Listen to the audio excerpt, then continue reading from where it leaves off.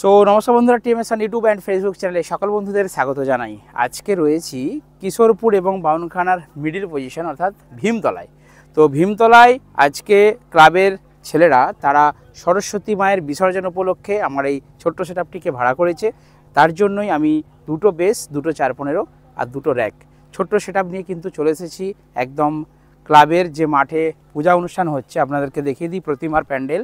দেখুন এইখানে মা সরস্বতীর প্যান্ডেল রয়েছে। তো আজকে শুক্রবার, আজকে কিন্তু বেশিরভাগ বিসর্জন আছে। আমার ছোট ছোট জেবিএল দিয়ে যে দুটো সেটআপ আছে না, ছোট ছোট, তো সেই সেটআপটাও আমি দু জায়গায় কিন্তু ভাড়ায় দিয়েছি। এটা রেডি করে দিয়েছি, ছেলেরা বাজাবে। এরপর চলে যাব আরও দু জায়গায়। আর প্রথমেই বলি, অনেকে আমাকে ফোন করেছেন, আই এম সরি, আমাকে মাফ করবেন, আমি ফোনগুলো আপনাদের রিসিভ করতে পারছি না, কারণ আজকে হলেই আমার কমপ্লিট, কাল থেকে ফোন তুলতে পারবো। আজকে বিসর্জনটা বেশি আছে, শুক্রবার তো 3 জায়গায় ভাড়া।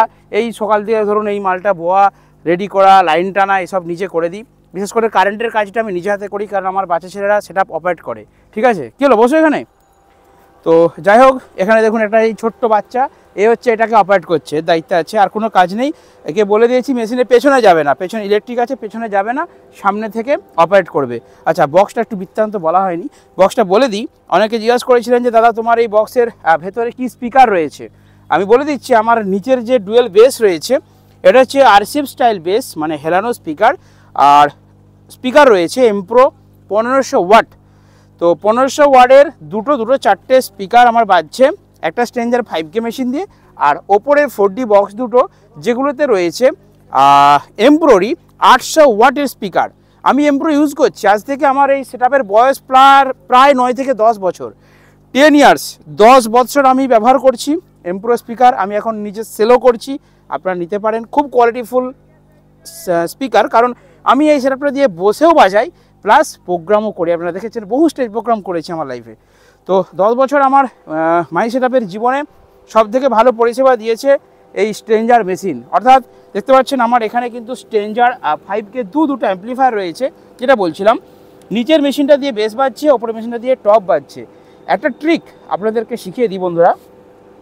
দেখুন, স্ট্রেঞ্জার মেশিন হচ্ছে 2 ohmsের মেশিন, অর্থাৎ বাঁ দিকের পাটে 4টে স্পিকার, ডান দিকের পাটে 4টে স্পিকার যদি আপনারা দেন, তাহলে কিন্তু স্ট্রেঞ্জার মেশিন খুব ভালো পারফর্ম করে।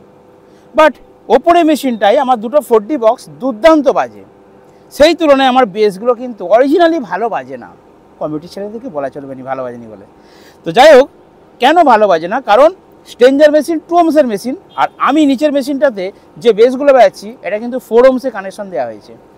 এর ফলে আমি একটা জিনিস লক্ষ্য করলাম, যেই মেশিনটা 2 ohmsের, আমি তাকে 4 ohmsে কন্টিনিউ বাজাচ্ছি আজকে বহুদিন থেকে, ওই মেশিনটার কিন্তু রেসপন্স একটু কমে গেছে। সেই তুলনায় এই মেশিনটার রেসপন্স কিন্তু অনেকটা ভালো আছে।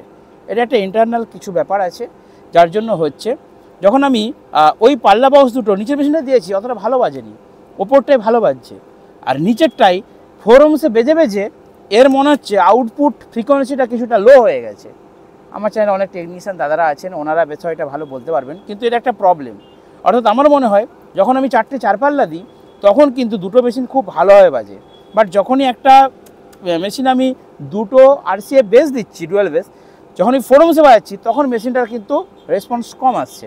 ওকে, আর একটা কথা বলি, স্ট্রেঞ্জার মেশিন গরিবের মেশিন এমনিতেই বলে বন্ধুরা, কারণ একমাত্র স্ট্রেঞ্জার মেশিন বলেই এইসব ফিল্ডে ভাড়া খাটা সম্ভব।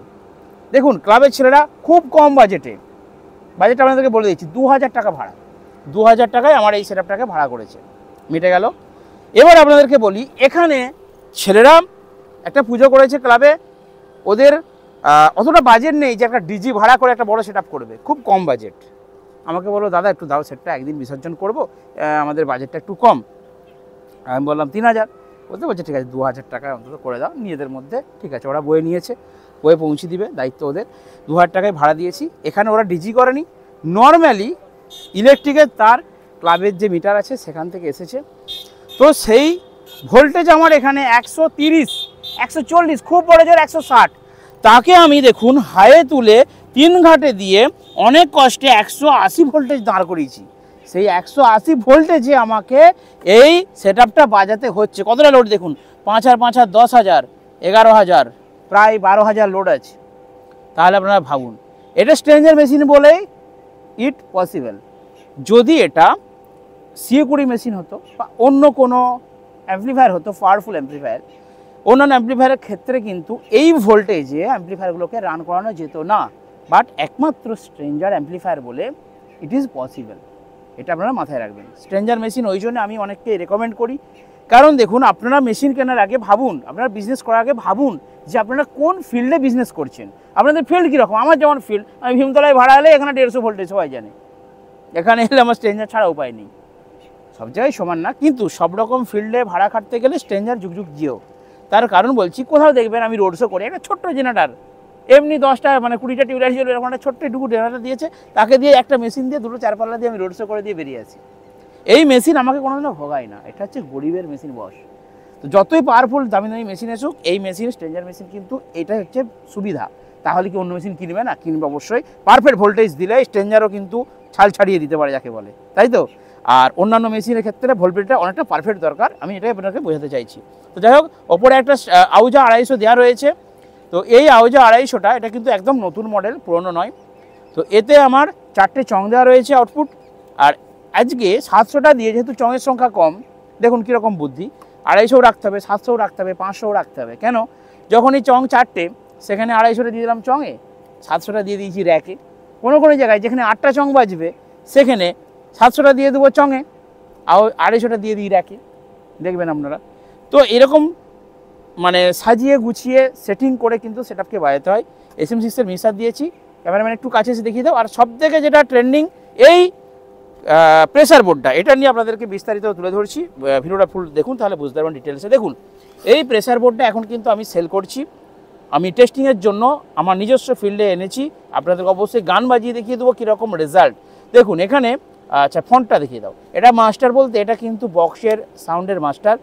1 নম্বর, 2 নম্বর, 3 নম্বর, 1, 2, 3 আমি দুটো ঘাট দিয়েছি, মানে দুটো বেস আমি ইউজ করছি, স্ট্রোকের মতো হবে। 3 নম্বরটা দিলে একদম ডিপ বেস হবে। আর XB যেই সুইচটা আছে, এই বেসগুলোকে আরও ইনক্রিজ করার জন্য, এই XBটাকে বাড়াতে হবে। একটু বাড়িয়ে দিলেই বেসগুলো আরও, মানে প্রত্যেকটা 3টে ফ্রিকোয়েন্সিই বেড়ে যাবে, বুস্ট হয়ে যাবে। আশা করি বুঝতে পেরেছেন। আচ্ছা, এখানে DVD 1, 2 আমার 1 নম্বর ইনপুট আছে।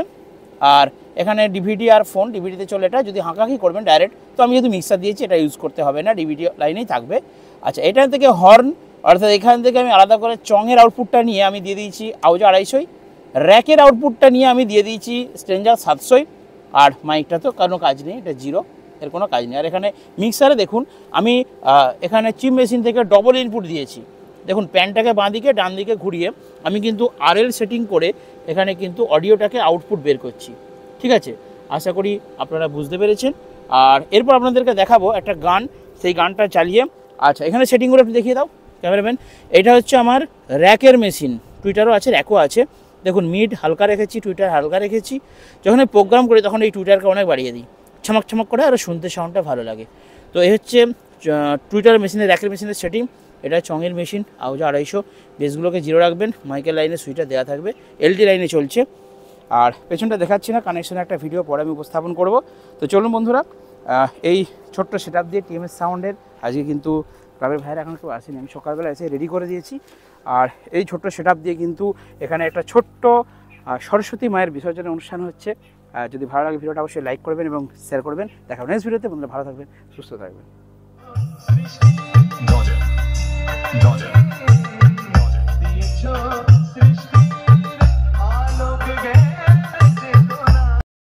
Yes.